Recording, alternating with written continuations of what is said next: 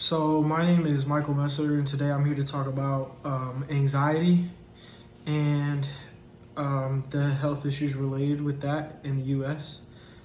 Um, the most common mental illness in the United States is anxiety.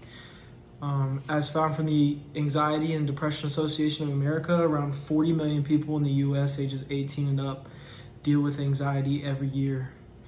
And anxiety is something that anyone at any age can deal with. Although 40 million people deal with this, and that is a lot of people, that still only represents about 18.1% of the population. Everybody deals with some type of anxiety at some point, whether it's a small period of time and it's minor, or it's something that people deal with on a daily basis and it constantly bothers them.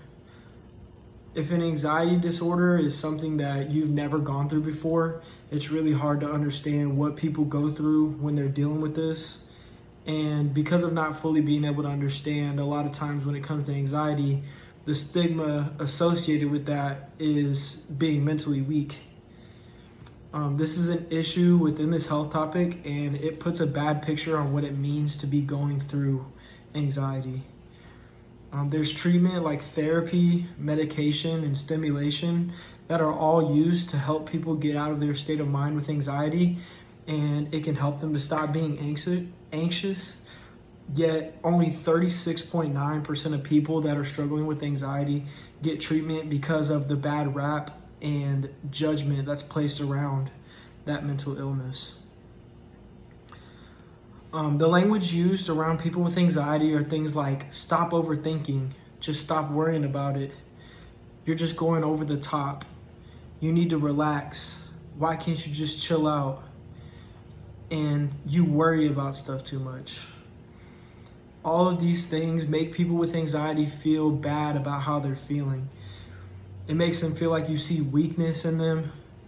And none of those things are encouraging or even come close to making them think that you would be there for them or do something to help them when they feel like that. And it just adds a negative stigma to what's already behind it. It adds to that negative stigma. This causes doubt in those people and makes them less likely to express emotion about things in front of other people. To the world, that mindset creates an image of negativity and weakness that is associated with these people who are dealing with anxiety. Culture has a huge impact on the idea of mental illness as a whole, but especially anxiety. And today, one of the biggest ideas of culture we have is through social media and like the culture that kind of creates within itself. Recently, a lot of celebrities and people with platforms on social media have been great about showing support to people dealing with anxiety and letting them know that people are here to help them and care about them and love them.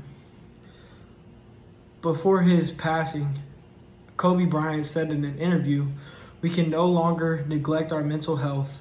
Mental health is extremely important. It's an issue that is now coming to the forefront, but in the past it has been an issue that's been pushed down and neglected either out of embarrassment or believing that you're the only one that is experiencing that."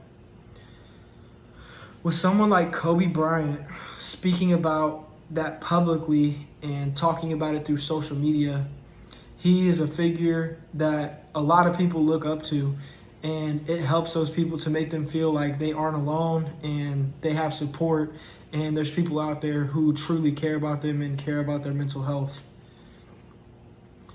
People dealing with anxiety can go through panic attacks, social disorders, phobias, stress, OCD, PTSD, depression, and other mental illnesses that stem from anxiety. This makes daily life for them a hard task, and even the simplest things that you would do on a daily basis are a lot harder for them to do because of how many things they worry about and how many things that are going through their mind.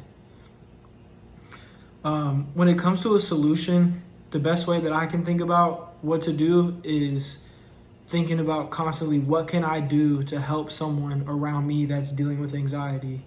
Like, what can I personally do? And things like reassuring them in every situation that you can think of, and making sure that they are not feeling down or have doubts or worries about those situations. Letting them know that you're there just to listen or help with anything that they need. And then just supporting them in getting any help that they need that might be more professional help, to help them get rid of the issues that they're dealing with. So, thank you.